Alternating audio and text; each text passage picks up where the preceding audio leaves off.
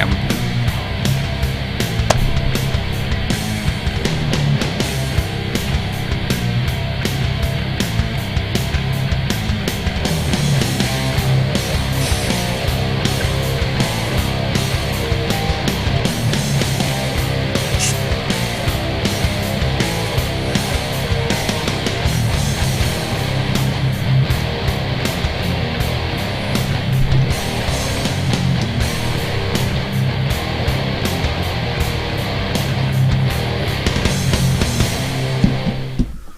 Ooh, that looks clean as all hell. I didn't even know the studio looked this good. I know. Look at that. We get some updates. Just me and you, and we get the cool stuff. Ladies and gentlemen, welcome to Matt's and Mark's. It's your boy, Hollywood Hogan. I am joined by...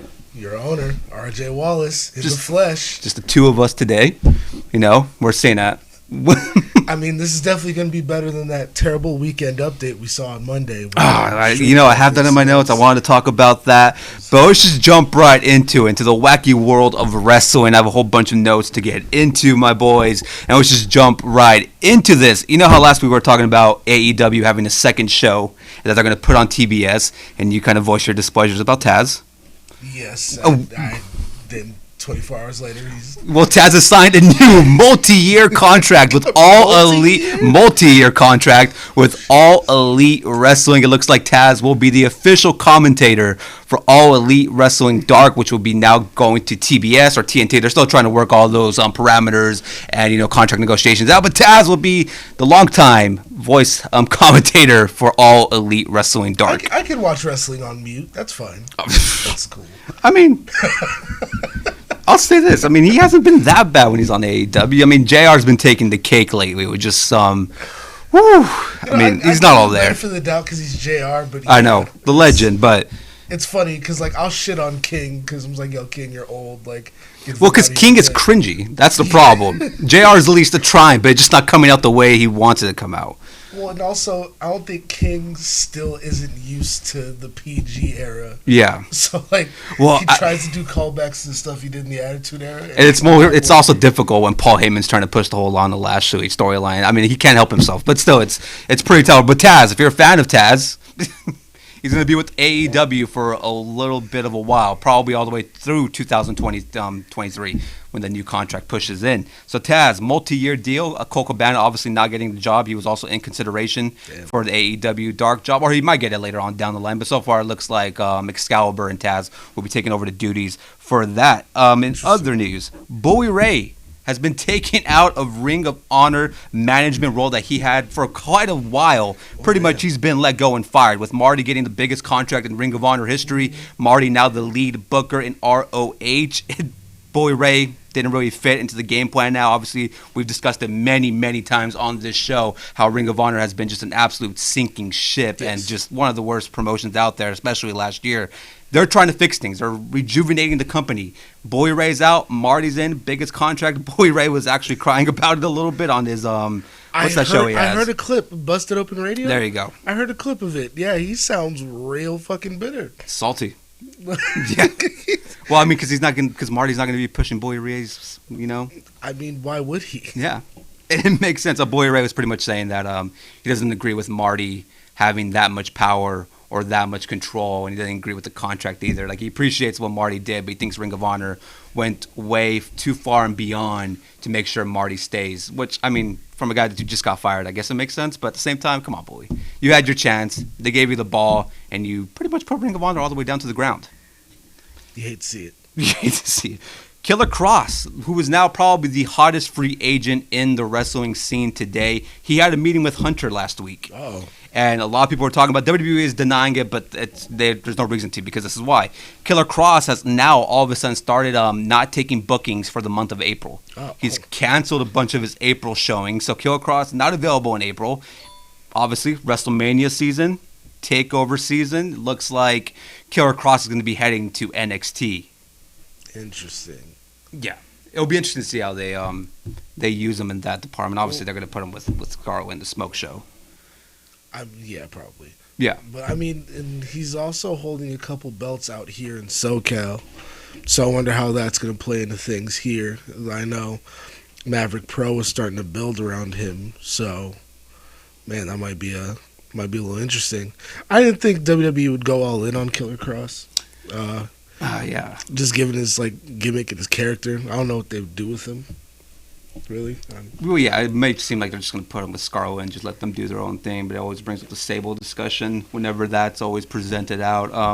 I know AEW, for whatever reason, they have this really massive hard-on with trying to find somebody to be the leader of the Dark Order.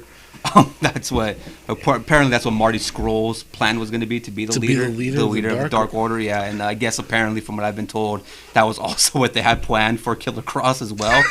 And honestly, I would not be shocked if that's also the plan for Matt Hardy whenever Matt Hardy's free agent. I don't see Marty really fitting in the Dark Order. Me neither. Or Killer Cross. Matt Hardy, not really either. Oh no, I just don't. I'm not really sold on the Dark Order, to be honest. Me neither. I mean, the video packages are fine. Yeah, to a certain point of view. It's whenever they're on the television on in ring action, it's not presented as well as it should be. Yeah. But Killer Cross, I mean, obviously a lot of people are concerned that Killer Cross is just going to be overshined by Scarlett because I mean, for we sure, see that all the time. Well, depending on how they use her. I mean, depending on the freedom they'll let her have, I don't know. I mean, it's going to be really interesting to see how they play that card because obviously she's anti-PG. Exactly. On an NXT, And NXT is on TV now. Yeah. They're not on the network. And so, I mean, she's going to have to wear pants to shows. So that's what I'm saying. It's going to be interesting to see how they play that card. Killer Cross as well. I mean, I'll never really consider him a PG wrestler at all either. It's like he kind of gets in between the boundaries as well, like Scarlett. That's why they fit so well together, and that chemistry is there. So it'll be interesting to see. Also, a lot of people are thinking that it may be that they're only there on NXT for a little bit because Vince is obviously supposedly a big fan of Scarlett. I mean, he loves his blondes, doesn't he? Apparently, so does Paul Heyman. We won't get into that. I mean, yeah, I guess. AEW is planning to introduce 3-man tag team championships. Trio titles somewhere in the next year. That is the plan. Kenny kind of hinted at it during the Jericho Cruise, which seems to have some troubles right now. I guess really? The boat's rocking. Apparently, if you're following Scorpio Sky on his Instagram, he's been saying the turbulence on there, or it's just been crazy, he said. But Kenny, back to this, has hinted to a trios tag team titles being presented.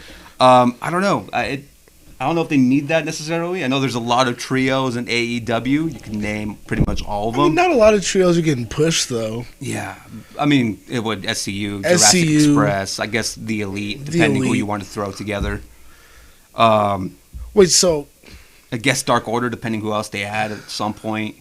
I mean, I guess you just throw one of the... Well, they have some guys, but it's just kind of like a mess right now with them. Yeah. Yeah, there's really no cohesive plan with the Dark Order. Who else? But trios. Best friends.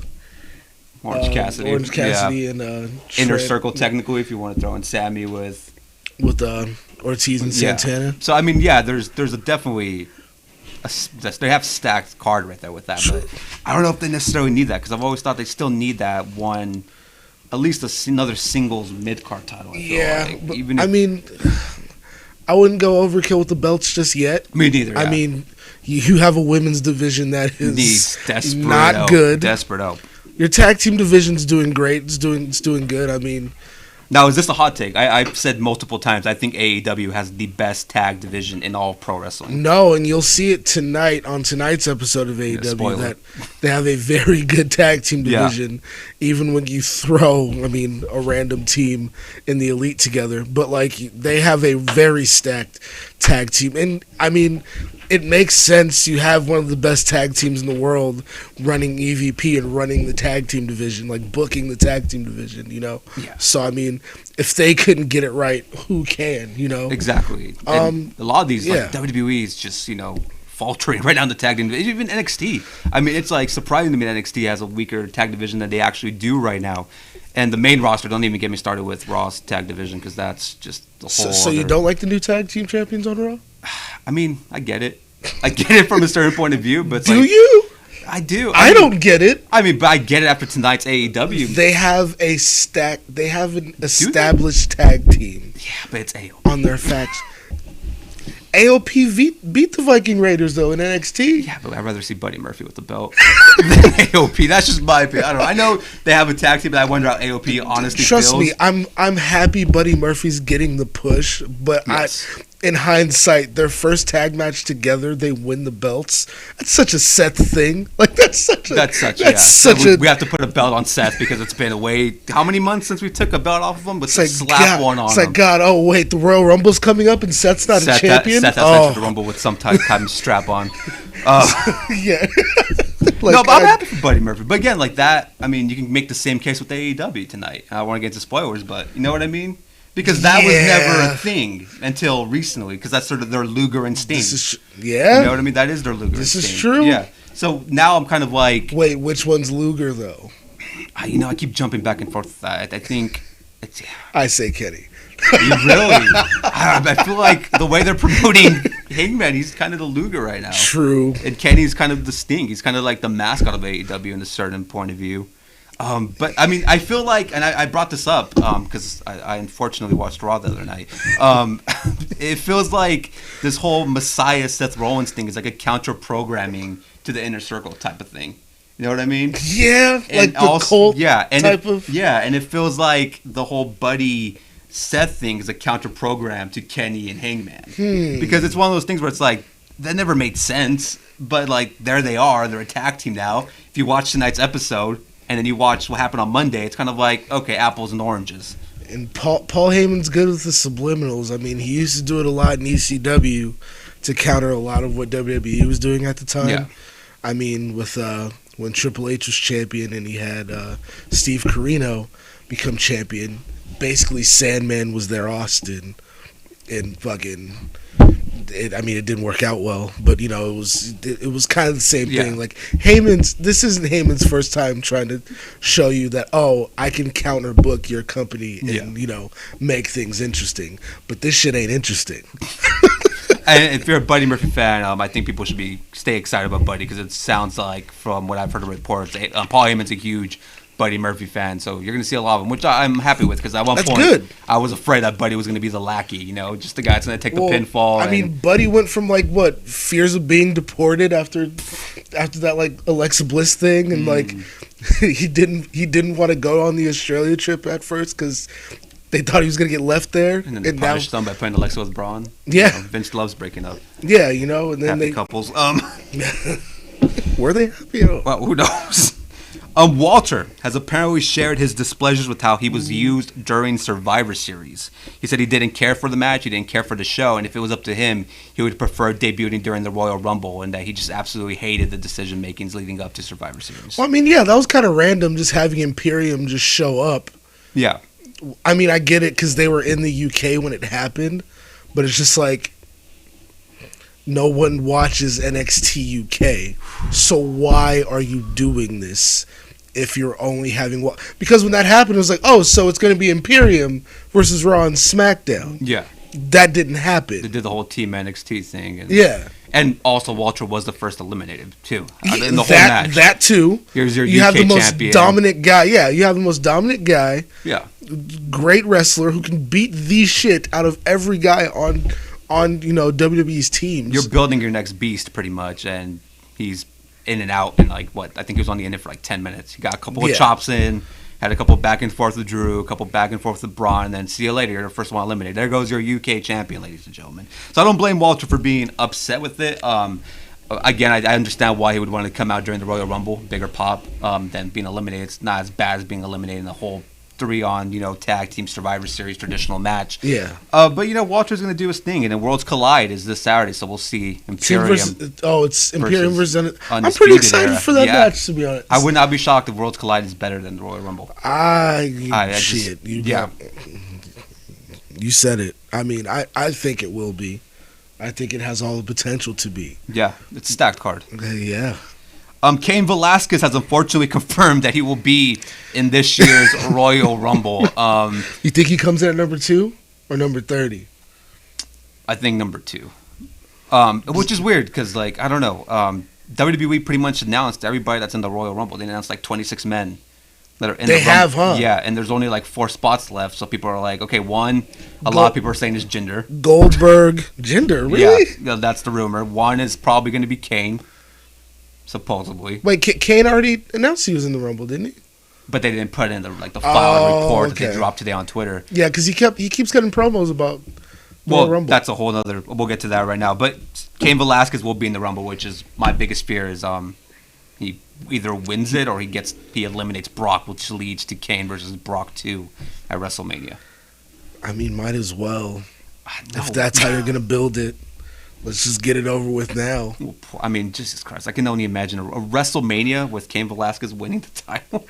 It just wouldn't make sense. I'd rather just put Dominic in that position, have him win the Royal Rumble or eliminate Brock. I'd much rather Dominic with the limited amount of wrestling. I bet you he knows more than Kane, even at this point. I'm in his almost career. certain. I mean, yeah, Kane's if Dominic pulls like a Maven on the Undertaker, like and he just kicks Brock out of the ring. There you go, and there you just bugged a Royal Rumble moment and get a huge WrestleMania match. You know, I have my degree. I can become a WWE writer. I should probably.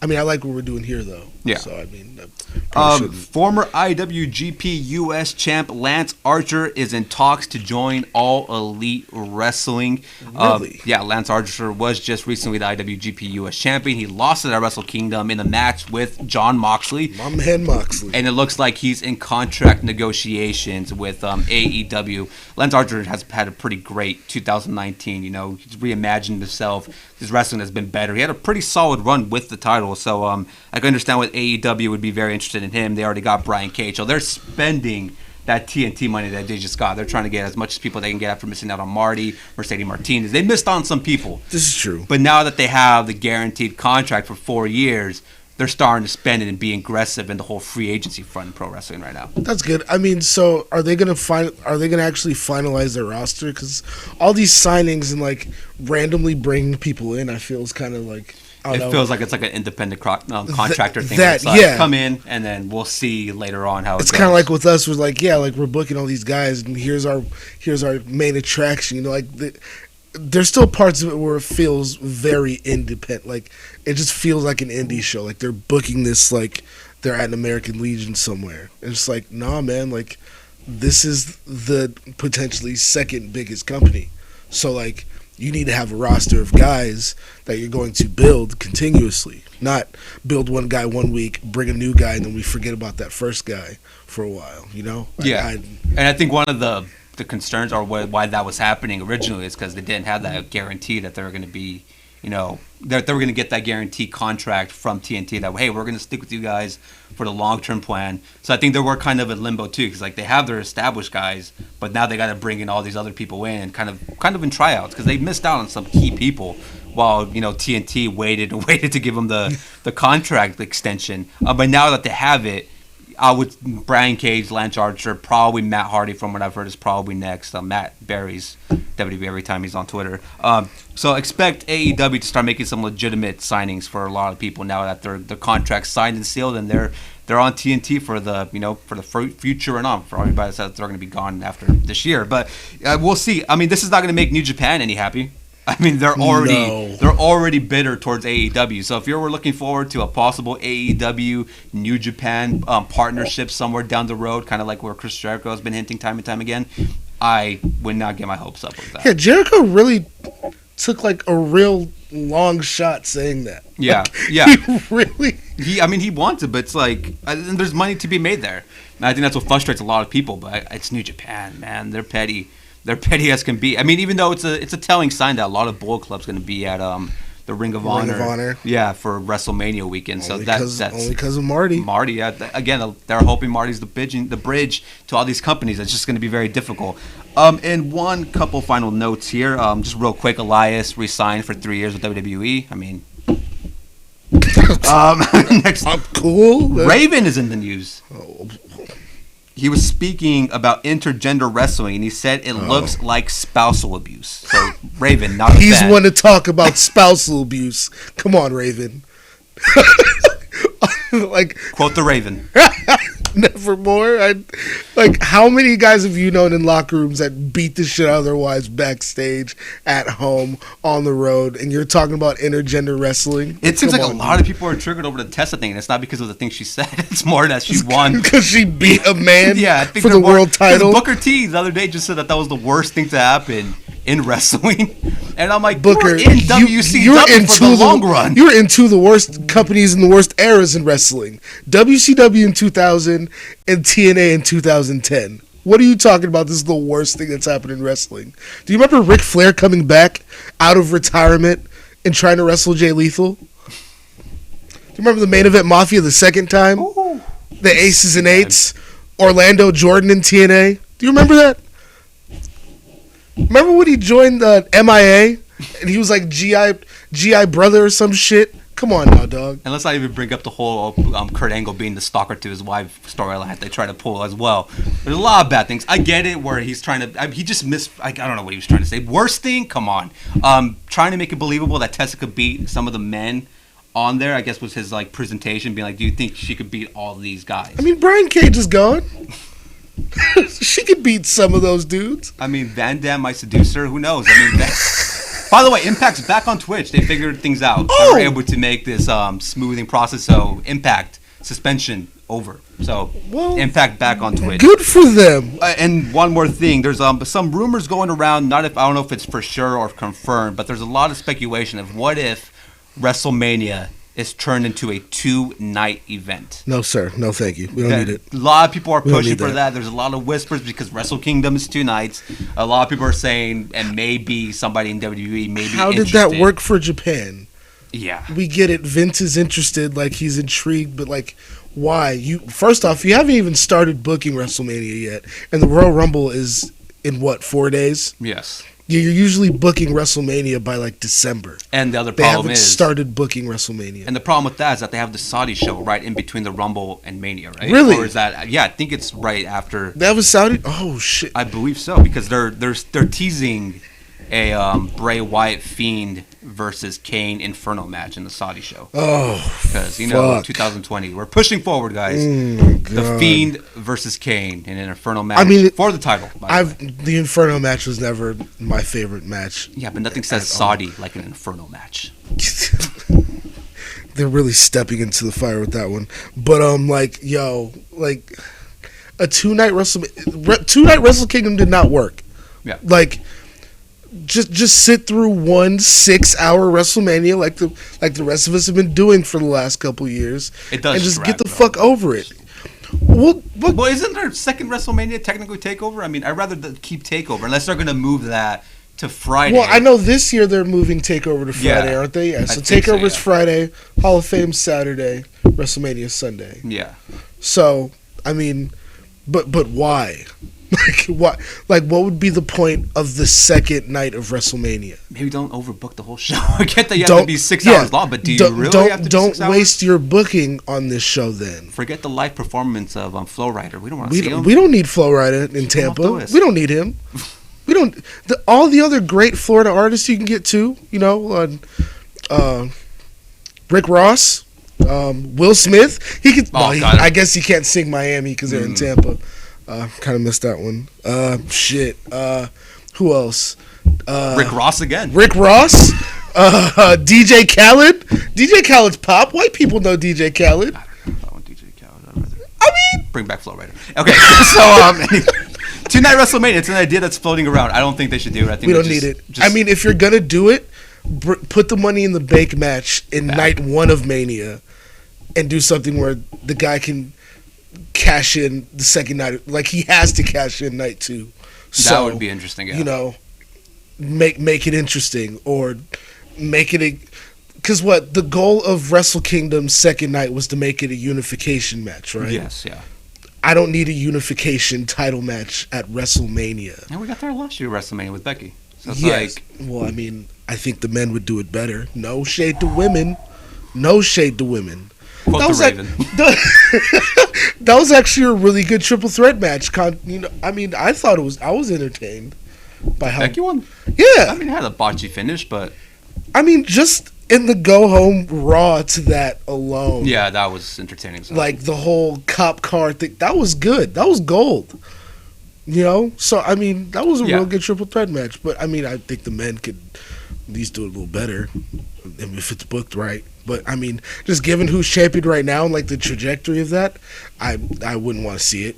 You know, I mean, The Fiend versus Brock versus whoever wins the Money in the Bank. And I think one of the biggest things that why this is floating around as well is that it seems like some NXT superstars are going to be part of this year's Mania. 2 Live Crew. And Jesus. 2 Live Crew. And possibly in the future you'll see a lot of NXT being used. But it's like, well, don't. My biggest fear is if they ever did do that they would just get rid of TakeOver. Yeah. That would be a fear of mine if they ever went down that road. Well, I think TakeOver should be, you know, like more of a, I mean, treat it like the In Your House series, basically, for NXT since they're on TV. Yeah. And push that more. Like, I like how they've been able to, like, maintain storylines and keep them dragged out. But, like, I mean, they have the platform now. They have the following, especially competing with AEW, essentially. And AEW is, only doing, 4 pay-per-views a year? Allegedly. I mean, according to Cody, I mean, they already have one coming up. Yeah, in the next month. And I forgot about that too. In Chicago again? Yeah. I mean, yeah, so I mean, like, they should kind of make more takeovers. I mean, they're kind of doing that now. The Portland one is coming up soon. Yeah, that's just one that they're throwing together. That's just a random one. It's not attached. They have Worlds Collide, which is attached to Rumble, then another takeover, and then takeover Mania weekend. So there you go. I mean, they're starting. They're kind of starting to, but I think NXT should be essentially taken more seriously as the third brand of WWE. So you add pay-per-views. I mean, don't drop the ball like you did with ECW and just give them December to Dismember. You know, no, that wasn't good. I think that was because of Bobby Lashley. But anyway, come on, Bobby Lashley was a good ECW champion. Was he though? Yeah, I don't know. I'll vouch for Bobby on that. Okay. Am I the only one? You're vouching for the man that defended Trump. I'm just kidding. I'm joking. Shit. No, right, and another news of WrestleMania. WrestleMania 37 will be coming to Los Angeles. Expect that to be announced. You know what that means? Yeah. GCF show WrestleMania weekend. I'm kidding. I don't know if we can compete. Well, there's going to be a lot of shit. Yeah, there's going to be a lot of shit going on that weekend. Yeah. That I would like to see in person. I don't know. CCW WrestleMania weekend? I mean, they can't run at the dojo because it's our house now. Ooh. Should we get into it? Should we transition? I mean, I'm done with the wide world of wrestling news. Transition, man. In case y'all didn't know, I feel like that's a country song. That is a country song. In case you didn't know. Saturday, February 8th. Downstairs from this beautiful studio in this beautiful building in this okay town of Stanton. Barely the town. GCF returns to the dojo here for Assimilation. It's a great name. We come up with very great names for our shows. And we have a stacked card for this show, man. First off, probably the most stacked card in GCF history, in my opinion. Oh, yeah. Go down the list. I mean, we've had a couple great cards, but this one takes the cake. Even when we put it together, I was like, damn, there isn't a sleeper on this card. Because that's just what we do here. But I mean, first off, we need to announce, you're looking at 1/3 of our announce team right here. My man Hollywood making is my going announce to be, debut. Look, he tears it up in the podcast world, in the YouTube world. Now he's bringing all of that to the world of pro wrestling. You've already gotten some clips of it here every week on Mats and Marks. As the host, he does his thing. He's a journalist. He's an insider. Now he's going to bring all that knowledge and bring all that wherewithal to the commentary table. My man Eric Lucas and the one and only TJ Suave. We're still trying to figure out what the TJ means, but something tells me I don't want to know. My first guess was Tuck Job, but we can't say that. We can't. We can't do that. It's going to be fun working with TJ. I mean, it's always a pleasure. Some say it's controversial. I love to call him an artist. I love the guy. Yeah. You know, my mom loves the guy. I wouldn't let her near him, but she loves the guy. I always get questions about him. People always asking about him, So TJ Suave's a good dude, and I'm glad that we have him on our team, and he didn't end up leaving us for Barstow. Okay. So, you guys are asking about the card. we can give them some of the card. Yeah. I mean, six action-packed matches, but we'll only give you a couple. How about this? You guys already know this one. The first qualifying for the Four Corners match that will crown our first ever GCF Tag Team Champion. My boys, B.A. Marcus Frey and Azrael of Thunder and Lightning, the already OCCW Tag Team Champions, looking to add some more gold around their waist when they go up against Divine Intervention, the team of Helmuth and Flores. And DI is fine, right? I mean, are they? Is that the rumor around the cooler? I mean, if Saint don't know, I don't know. I mean, usually, like, Saint tries to find these things out. Rossi's been telling me. Is Rossi?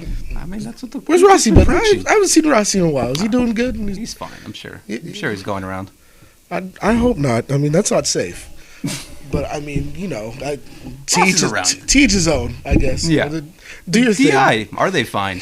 We'll see. Saturday, February 8th. I mean, and all four of these men have history together. They've been on the show for the last 4 shows in a row. There's probably their fourth or third in a row that they've been. Yeah, and you know, last show kind of fell off the rails for them. I mean, Azrael finally picked a side, and you know, after chose months of which way is he going to go. We finally settled at the last show. Now, a cohesive team versus a DI team that there's a lot of questions around there. A lot of questions. It's on the fritz, but I wouldn't count him out. No, I wouldn't. No. Freddie Helmuth is a crafty little sucker, you know. That's kind of a weird way to describe a grown man. That's definitely not the way I wanted to go with that. But, I mean, he's very crafty. He knows how to get the job done. I mean, that's how he became #1 contender for the GCF UV title. That he can cash in anywhere, anytime. He might cash it in next year on WrestleMania weekend somewhere. Oh. You know, who knows? At WrestleMania, who knows? Do it in the parking lot. He's going to be outside in Inglewood. You know, I don't need our titles getting stolen in Inglewood somewhere and ending up in a pawn shop. I don't need that. I don't need that. That was an expensive belt. I know. You know, but anyway, very stacked card. And speaking of the GCF UV Championship, a GCF show isn't a GCF show without the UV division, built by my good friend Joseph Saint. And I know you guys have probably been wondering. I mean, our views were a little low this week, but I mean, they're up now. Where's Joseph Saint? We'll see. In wrestling, you know, things change. You know, cards always subject to change. So we've had to make some changes and some moves to this card that you're about to find out. Okay. So Joseph Saint, being the great mind, having the great mind for wrestling that he has, was like, yo, we need to find, you know, a good replacement.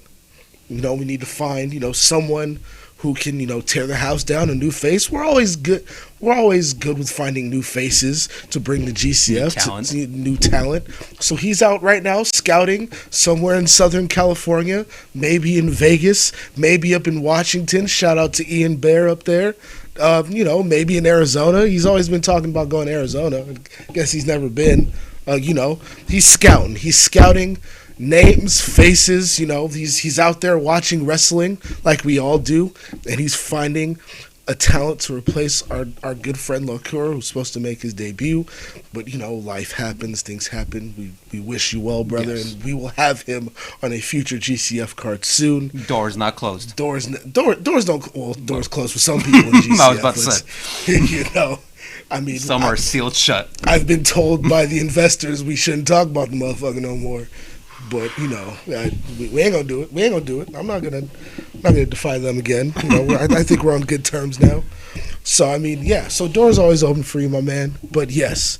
So GCF UV title, one of the most intense matches of the night. I mean, blood, candy. It's pretty much essential bodies. At this point to have a UV match anytime we're gonna have a GCF show. It's really one of our characteristics when we're gonna have a banger of a show.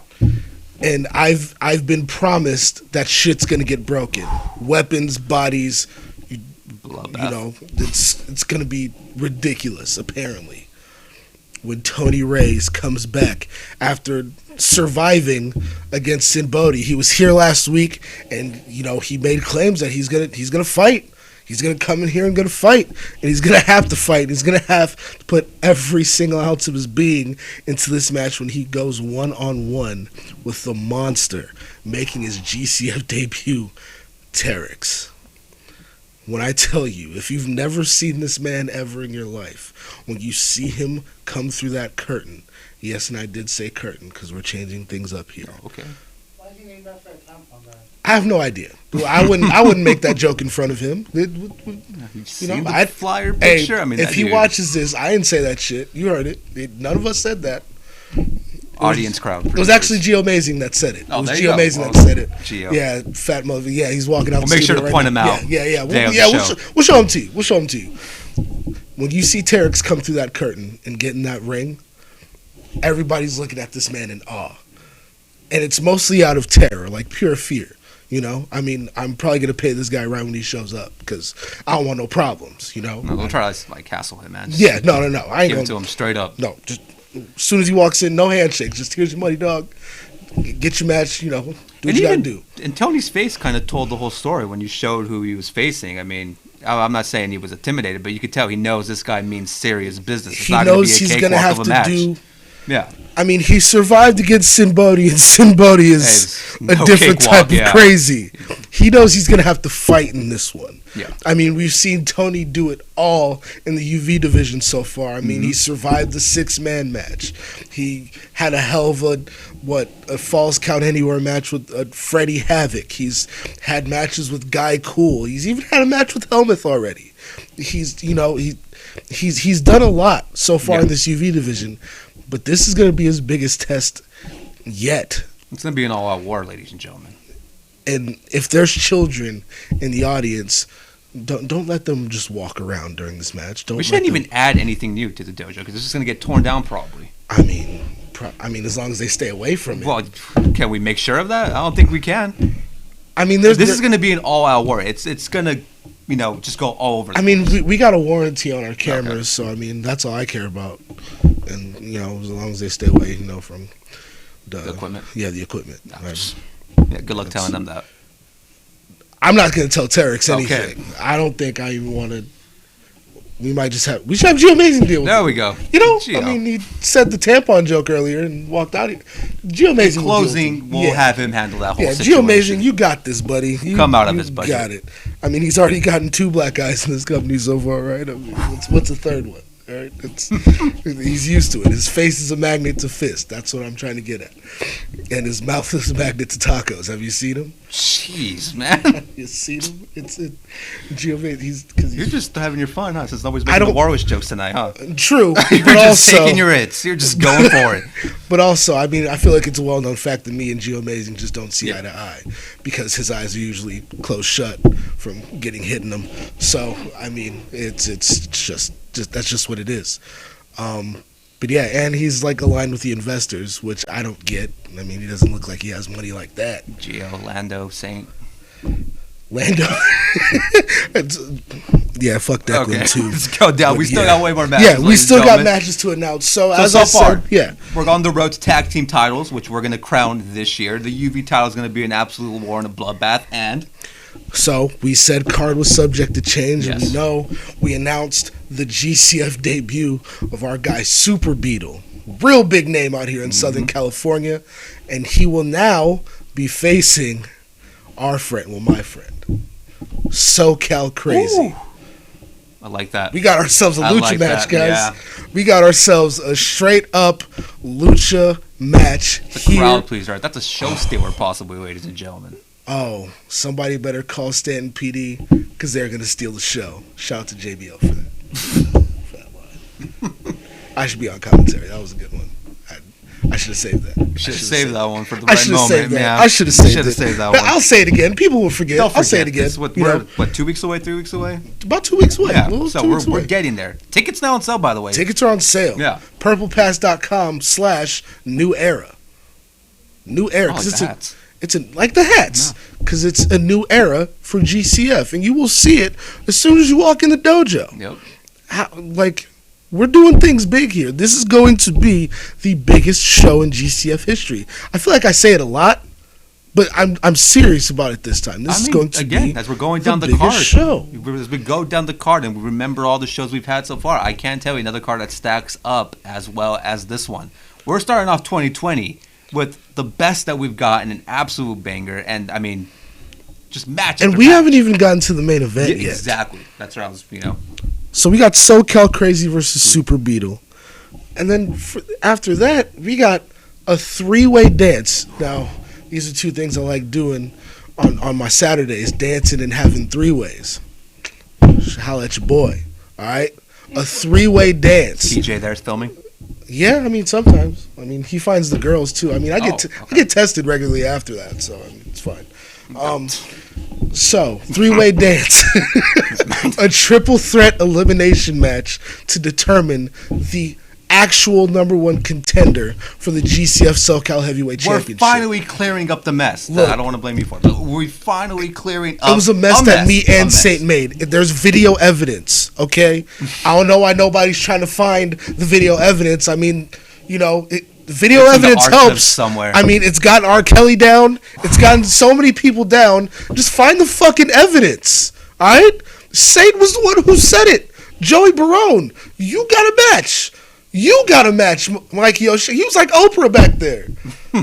You get a number 1 contender spot. You get a number 1 contender spot. You get a number 1 contender spot. The next person that would have walked in that room probably would have been number 1 contender. And then Guy Cool did it the old-fashioned way. The hashtag worked. Justice for Guy Cool. It made its rounds on Twitter. Made its rounds on all over social media. The fans pushed it. We saw it. We heard it. We knew we had to give him that shot. The type was he did pin Chris Cadillac last year. He did pin Chris Cadillac. Let's not forget the last show. Chris Cadillac showed up out of nowhere, trying to get out of defending his title. So he had a match with Saint out of nowhere that wasn't sanctioned, but Declan does his shit because he's sneaky like that, and wasn't going to show up to the show and ended up showing up to the show and tried to crash a match with Drew Masters and Guy Cool. That did not work out in his favor. I mean, he got beat up by Saint. Rossi got beat up by me again. Gio Amazing got punched in the face and thrown into a wall. Chaos ensued. And in all of that, Guy Cool pinned our champion, Le Champion, if you will, Chris Cadillac 1, 2, 3. So, I mean, in my eyes, he should be the number 1 contender. He should be a shoo-in. Of the opportunity. But also, last show, we had Joey Barone and Mikey O'Shea in an actual number 1 contenders match. Great match. But what happened? Chris Cadillac decided to, put his nose in that business again. And here we are. That's the road to this match. And Mikey O'Shea, undefeated in a GCF ring. Never lost. Never lost in our ring. That's absolutely impressive. Never lost. Joey Barone, the history with Chris Cadillac. We know it. We've seen it here on this show. We've seen the video. Stacking up wins against Chris Cadillac. And then Guy Cool, the pinfall victory. So beat Chris Cadillac. All 3 of these men have a say for this title, but there can only be one, and we're going to find that out on February 8th. Yeah, I sent the picture. Somebody sent the picture. Thank you guys for doing that. Because our usual people that are here aren't here. It has scout. They all decided to go out on vacation with Saint to scout. We only need one person to scout. I mean, that's just it's ridiculous. But I mean, Saint's paying for all those flight tickets. It's from Joey the. I really didn't want to bring it up today. But coming from Joey the Bull. I was trying to avoid it today. Joey the Bull is clearly bigger than I am, by the way. Tusk 2 coming to theaters near you. And why are we calling him the Bull? Like, who gave him the Bull? I feel like bulls are leaner than Joey the Bull Santana. This is coming out of bitterness right now. I don't get it. I'm telling you, when you market this and the T-shirts start coming and selling, you're going to enjoy it. Like, he would make Terex look like a dime piece if they stood next to each other. He has the audacity to put. Is he mad because we put him out of a job that OCCW ain't running here no more? Is that what he mad? Get mad at Saint. Well, I mean, I made the deal, so I guess you get mad at me. But I mean, what? Saint's the one who announced it. That's what happens when you try to put us in the ring in an OCCW show when we don't want to be in the ring. That's what happens. Joey the Bull, Joey the. We gonna come up with a fat animal to call him. Joey the I'm not getting involved. Water Buffalo. And we gonna find one for you. See, now you don't fucked up, Joey the Bull.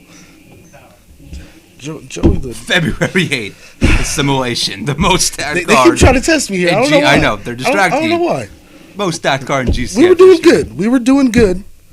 And then So yeah, we're gonna find a new number one contender for this title, but also the main event, there we go.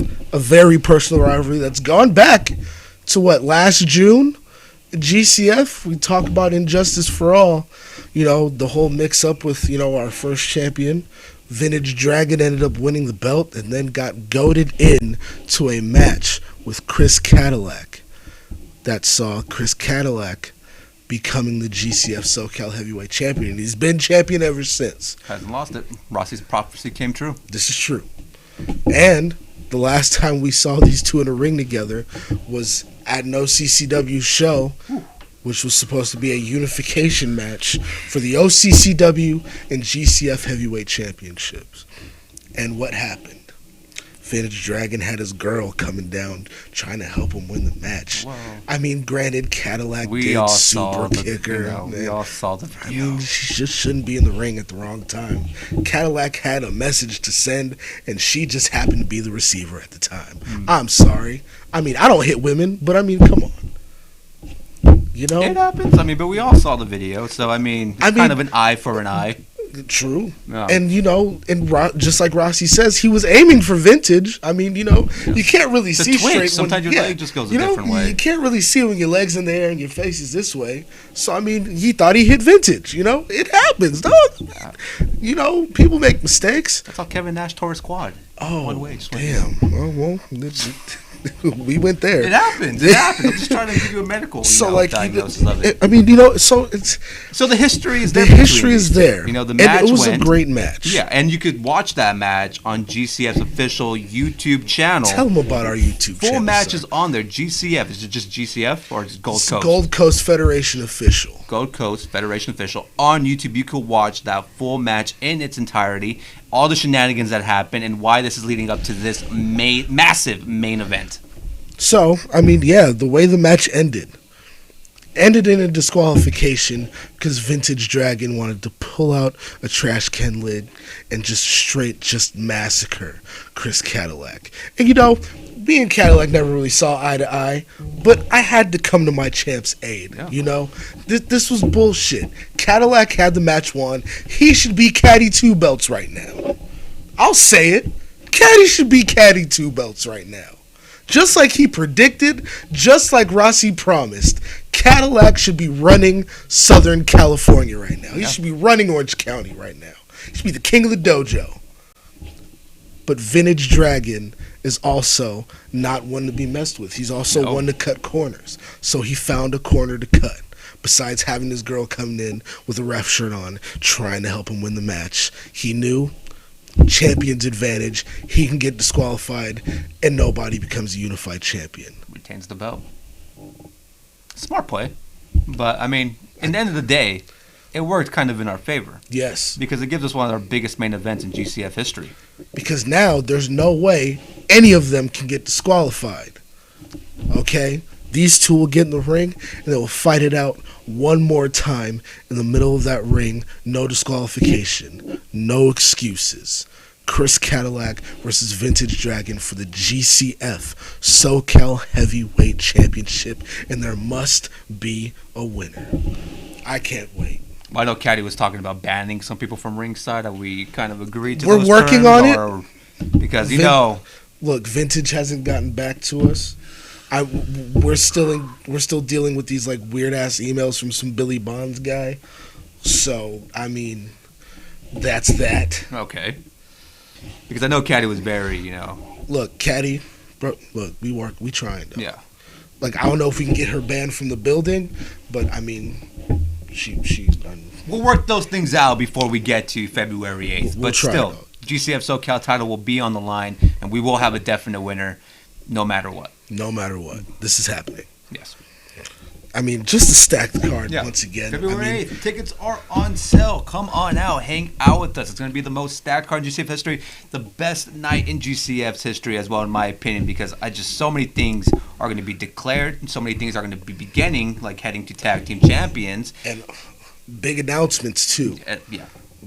Like the things we have cooking up right now.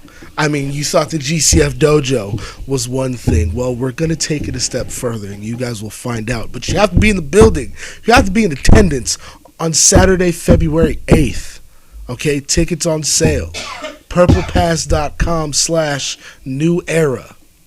If you don't know how to spell New Era, just grab your 2009 World Series Yankees hat like I did and fucking type it out.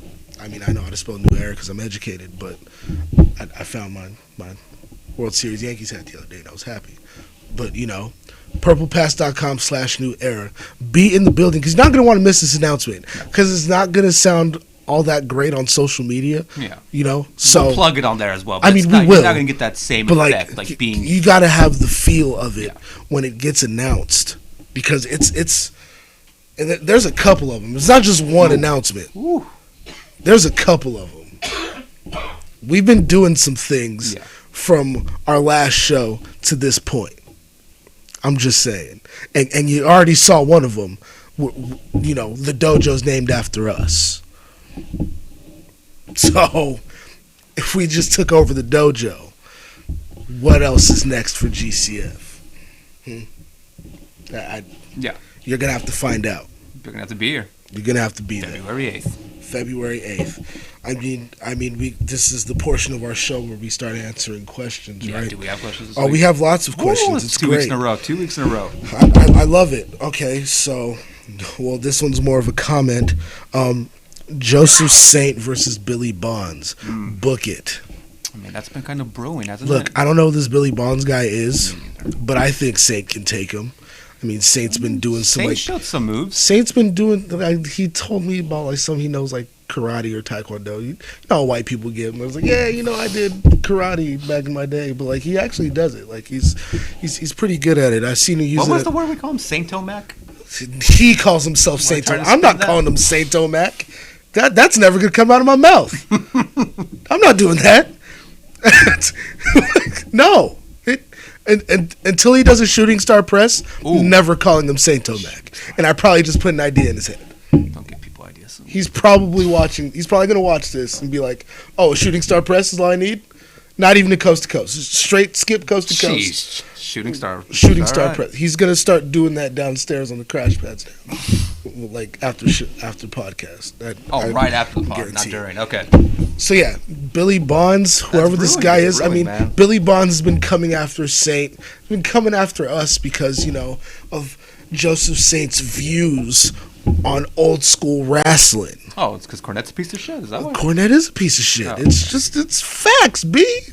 Come on, dog. I'm not gonna say that because he blocked me, so I mean, I'm still kind of fuck that guy. Okay, Billy Bonds, old school wrestling. It's a little bit of old school and new school. Not that great, bro. I get it. I tried to watch the 1988 Royal Rumble, couldn't get through it. Fell asleep during it. Wanna know why? Because it's garbage. I'm 26 years old, man. Shit's not appealing to me. It's appealing to my uncles because they're in their 50s, It's appealing to my grandpa. He watched Bobo Brazil and fucking, Hogan when he was young and Flair when his hair wasn't white, 2004 Rumble's cool. 2004 Rumble was dope. You're not supposed to speak on it. I remember that vividly. When Vacant Wrestler won. Oh, yeah. Threw the Big Show over the top rope. I remember that. Yeah, 2004 was fun. Old school wrestling, don't do it for me, my man. Don't get me wrong, I like NWA Power, but not for the reasons you like NWA Power. I'm sorry, man. I don't see it. But so Saint told me to tell you, Mr. Billy Bonds, the invitation is open. I mean, if he wasn't scouting talent, he would tell you right now, but he wanted me to let you know, Sir Bonds, or whoever your little mailman was that's sending emails or commenting on our shows. The invitation is open. There's a seat that's going to be reserved for you on Saturday, February 8th. So, Billy Bonds, if you want to come and hash things out or talk to Joseph Saint and myself in person, you got a free ticket to the show, sir. There's your golden ticket. And let me tell you, this ain't gonna be no old school wrestling. You gonna see. We're gonna open your eyes to some new school shit, okay? I'm sure the UV match will be. And Billy Bonds, he's said some subliminal things. He's on his little Godfather 2 shit. But I ain't scared of Billy Bonds, man. I thought you were talking about Barry Bonds for a while. I'm for damn sure not scared of Barry Bonds. He can't even get in the Hall of Fame. So I mean, what is Billy Bonds gonna do to us? I mean, unless he's like as big as Terex. Yeah. Or as big as Joey. That's gonna be a problem. All right. Next question. Will we see RJ Durags at the GCF merch table in the near future? That's a piece of merch I can get behind. RJ Wallace Durags. I like it. Yeah. The RJ Doos. Yeah. I mean, I can see it happening. I could like a durag with like my face on it. I don't know about that. I don't know about that. No. We'll throw some ideas around. I got a really great creative team, so we always come up with great ideas. So I mean, in the near future. Next question: who are your picks to win the men's Royal Rumble match? Ooh, okay. Roman Reigns. That's the first time I'm ever going to say that. I feel like it's this time. year. It's interesting because this year I feel like it's not as predictable as most years. Last year we knew Seth was going to win. The year before that we knew Shinsuke was going to win. Roman is the safe bet. If you're a betting man, Vegas has him as the odds-on favorite to win it.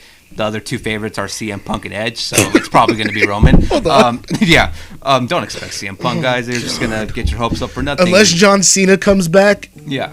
But I think it'll be either Roman or Cain Velasquez. I think those would be one of those two would be the Royal Rumble winner this year. That should be an interesting Royal Rumble. Next question. Would you run cross-promotion shows with other promotions? I feel like we technically have. Yeah. I mean, our close working relationship with OCCW. Shout out our guy, Jonathan Malice, down there in the offices of OCCW. I feel like we've kind of done these little crossover shows, but, Oh, and Lucha Pro. Shout out Lucha Pro.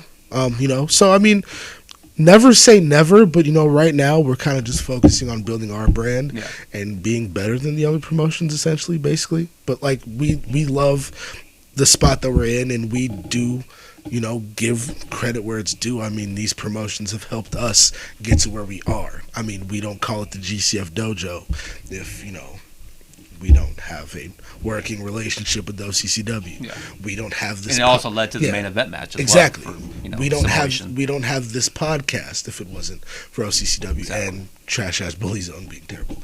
But it's just facts. Shots fired. What are they gonna do? Find me? Aren't they both in Barstow? Who cares?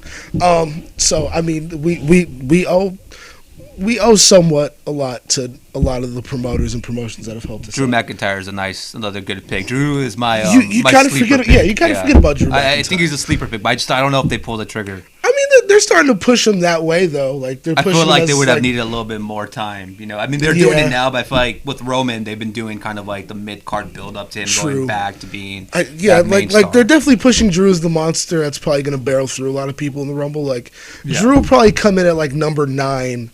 Have a bunch of eliminations. Have a bunch of eliminations. But probably be like the final five. Final four. Yeah. So, I don't think they'll pull it right away. It's this year's pretty stacked. It's going to be Roman. I just have a feeling. Yeah. What WCW wrestler deserved a better WWE run? Neither of them. Oh well, I guess Booker T had a good run. Let's see. Between who and who? Just in general? Just in general. Oh, Eddie Guerrero.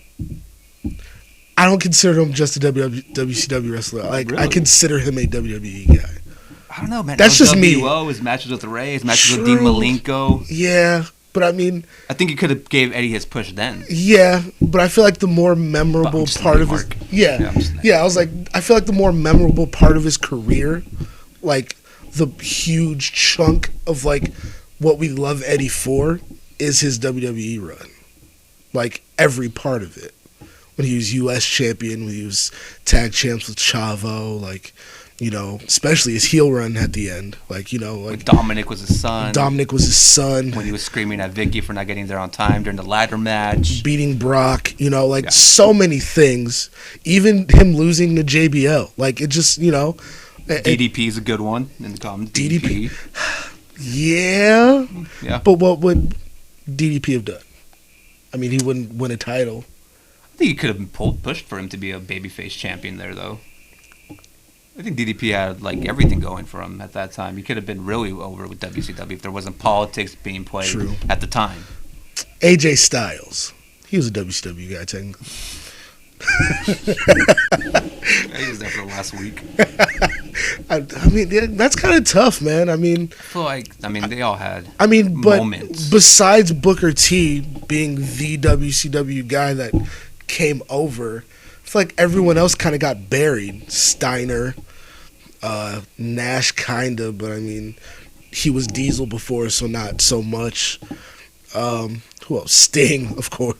Oh God! I guess Sting deserved the better run. Yeah, Sting deserved a better run. Goldberg got the short end of the stick at first, but kind of, they gave it to him at the end. I don't know, man. Buff Bagwell? I don't know, shit. Buff Bagwell. You can book him in Vegas, guys.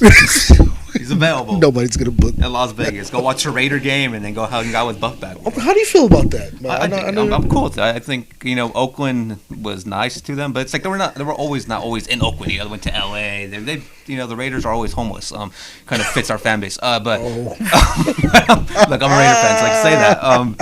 But I like the move to Vegas, especially when Tom Brady decides to join. Look, I might be hype if Tom Brady goes to the Raiders. That might be the only Tom Brady jersey I buy. I've never bought it. So I have an Aaron Hernandez jersey. I have a Gronk jersey. Okay. Yeah, we still have an Aaron Hernandez jersey. And it's first off, it's the classic jersey, so it's red because he was a blood. And literally, my stepdad gave it to me in high school after my senior year football season, so it's kind of sentimental, but I literally haven't worn it in like 4 years. So there's that. But it's in my garage. It's not like hanging up in my room somewhere. That shrine? An Aaron Hernandez shrine? No, I'm not like that one dude who's in the documentary. Which one? Is High School Lover? Dude, I don't even buy that. That dude was way too excited to tell his story. Like, yeah, me and Aaron were kind of... We had our thing. Yeah, that's wild. Any more questions? Or next question. Right. You have a couple more. Oh, wow. Actually. It's crazy. Do you... so this is directed towards me. Do you share the same opinions as Joseph Saint on old school wrestling? I feel like I kind of said that earlier. Yeah. That old school wrestling is trash. If you want me to elaborate... what's another terrible old wrestling video I watched recently? Let's see. Oh, early 90s wrestling. Didn't like it. I fell asleep, watching YouTube videos and woke up.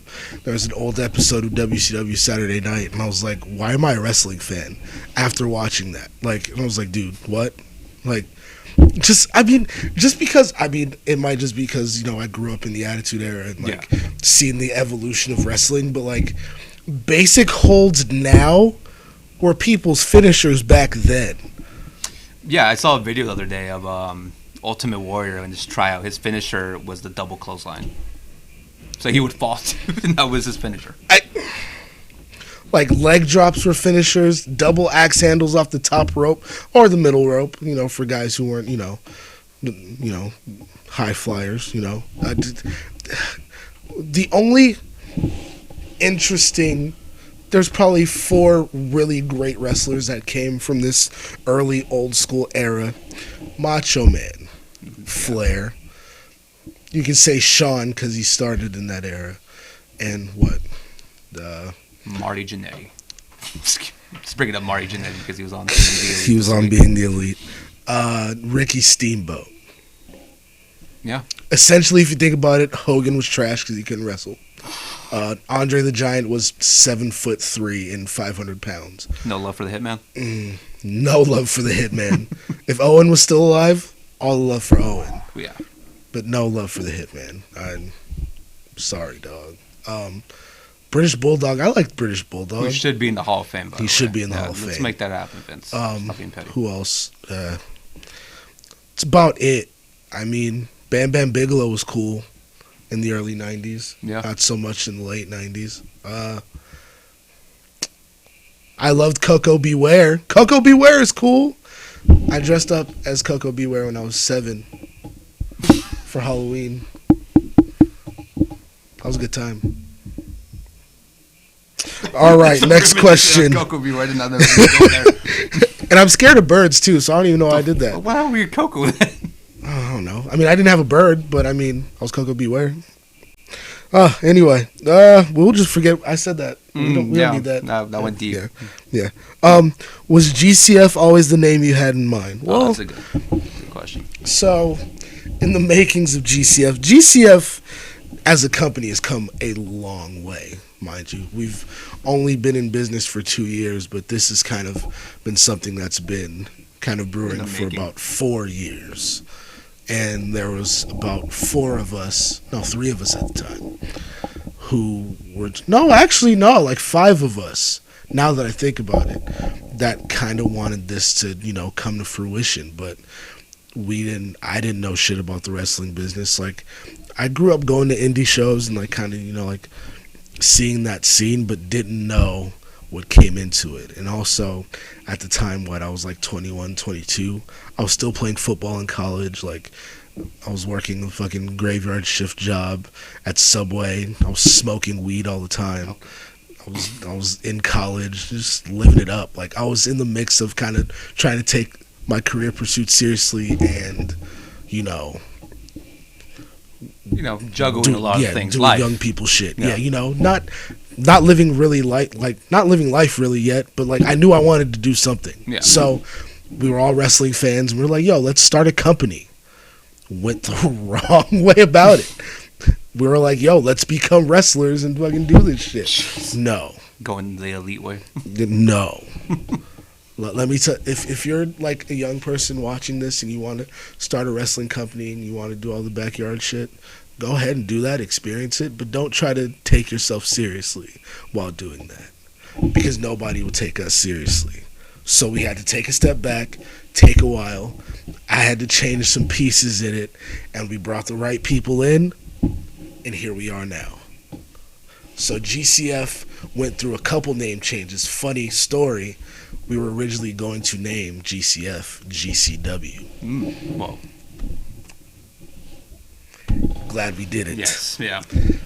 And the only reason we didn't go that route was, break kayfabe. Joseph Saint was like, "Yo, this is a wrestling company, but let's give people the feel, of a wrestling show, but like we're more than just wrestling, like kind of like evolving people's minds and changing people's narratives on independent wrestling. People think It's all about the presentation. People think independent wrestling is just a bunch of young dudes just trying to have spot fest matches and do all Flippy this crazy shit and get over with the people because people think that's cool. No, man. We wanted to make this a show, a wrestling show that was a lot like the shit we grew up on, which is a big reason why we shit on old school wrestling. Yeah. If we ran a company that was just about old school wrestling and had the character like the Over the top characterizations, shit, all that, yeah. we would be laughing stocks around here. We would just be another If show. we built a company that's just built around stealing gimmicks from a company because they thought they did it successfully, we'd be laughing stocks. Absolutely. So we thought outside the box and started from scratch. You were there. Our first show was fucking crazy. Yep. Our entrance was just a ripped up tarp. We had one little handheld speaker. The music wasn't working half the show. Didn't have a ring bell. Didn't have a ring bell. We were using YouTube to get a wrestling ring bell. But we've come so far from the first show to now, and you will see it at this next show how far we've come. Like, I've been serious about this from jump. And you have to take those bumps. You have to take those losses. You gotta go through all these hurdles. Lessons learned along the way. Learn these lessons, and we're still learning. Yeah. We're 2 years in the business. People, people always ask me like, "Yo, like, you guys are young in this business still. Like, especially me in particular. Like, I'm in my late 20s, man. Like, and we're doing these things and getting the reactions we're getting and getting the following we're getting, and we're just getting started. I think we're barely hitting our stride. Honestly, to be honest, yeah. And we've done some dope shit. Yeah. We've had Andy Brown in here. We've had Ruby Ray's in here. Still not answering the DM? She's still not answering my DM. No, okay. I mean, she's seen it though. I feel like. Oh yeah, she told us she saw it. But I mean, we've had names in here. Yeah. We've had names talking about us in positive ways and in negative ways. But people word of mouth. People gonna hate. Free publicity. But it's all making us better in the long run. And all we're setting out to do is putting on great shows for the fans who don't get the luxury of seeing a WWE when they come out once every 6 months and you pay fucking $20 to see a terrible Raw in the nosebleeds of the Honda Center. Not comfortable seat. Come to the GCF dojo. You pay $10 online or $15 at the door, and we'll give you 6 great fucking matches with great production and a great, nice, brand new setup here in the dojo. Like, I mean, like, why not? Like, this is the dream that we're all living. Yeah. I'm excited. I get excited every time I talk about this show. We said at the first show of 2020 on Mats and Marks that 2020 was going to be one of the biggest years in this company's history because where we're going is stuff that we have been planning for such a long time, but to see it actually coming to fruition and seeing all those steps that we took finally pay off, it's awesome to see. And we want you guys to be there with us when those moments happen so you don't feel left out and miss those iconic moments because years from now we're going to have like shows when we have those look back moments and see all those times that we built to all the new things we're going to start doing. And especially after our first show, so many people counted us out and said, "Oh, well, I don't even know if they're going to have a second show, if they're going to make it into the next year." Yeah. Well, to quote my boy Diddy, me and Diddy go way back. We ain't going nowhere. We staying right here. I mean, some of us are bad boys for life, but that's like a friend thing. Yeah. That's like an inner circle thing. We can't go. Shout to Puff. Shout out to my man Puff. He's doing big things. Didn't he change his name again? I don't know. He's like Sherry, changes all the time. Let's get to. Yeah, I mean, that was all the questions. That was a real great question. I mean, this is a real good show. I mean, besides Joey the Bull trying to sabotage the war start stuff. the punch, he got an invitation to the show too. I mean, I ain't gonna throw hands at Joey the Bull, but I mean, I'll give him a piece of my mind in person. Fighting a lot of people don't necessarily. We really need to stop. Yeah. Me and Saint really need to stop fighting people. Yo, asking for way too much smoke. Who's winning the women's rumble? The women's rumble. They're still doing that. Let's see. The women's rumble. Quote the Raven. The women's rumble. Shit. Sasha? Baszler. I think Baszler wins. I think she has her match with Becky at Mania. I think they set that up at Survivor Series. If it wasn't for that moment, I probably would have picked Ronda coming back and winning if they didn't put that moment at Survivor let's not Series. rule out Ronda coming back. I could see her coming back and helping Baszler win. And Ronda having kind of another match that's to deal with the title. Okay. I think that's something that we could see happen. I like it. Well, it's been another great episode, another great week. PurplePass.com/new era. February 8th. Assimilation. Doors open at 5:30.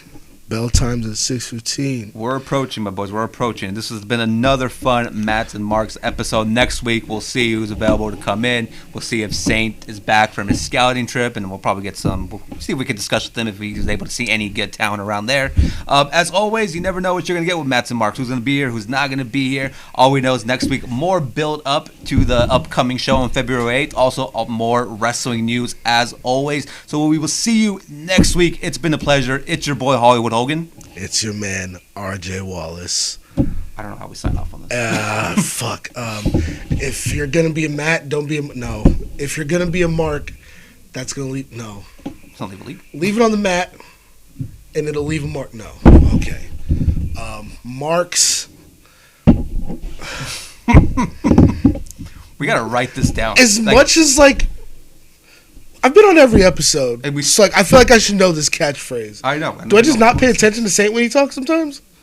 Because usually we sign off and there's chaos going on, so I don't. That's true the problem. too. Yeah, That's the sign off. This is the first sign or off like that we do. That's I'm like pleasant. storming up. Yeah. Fuck. Fuck. Don't be a Mark. Be a Matt instead. I don't know shit. Signing off. See y'all next week. Don't do bumps in the wrestling ring. Don't 'cause do that's what kind not of bumps? where bumps should be. Those bumps should be taken. Quote the Raven. Quote the Raven. There we go, ladies and gentlemen. That's our new sign off. Quote the Raven. See you guys next week.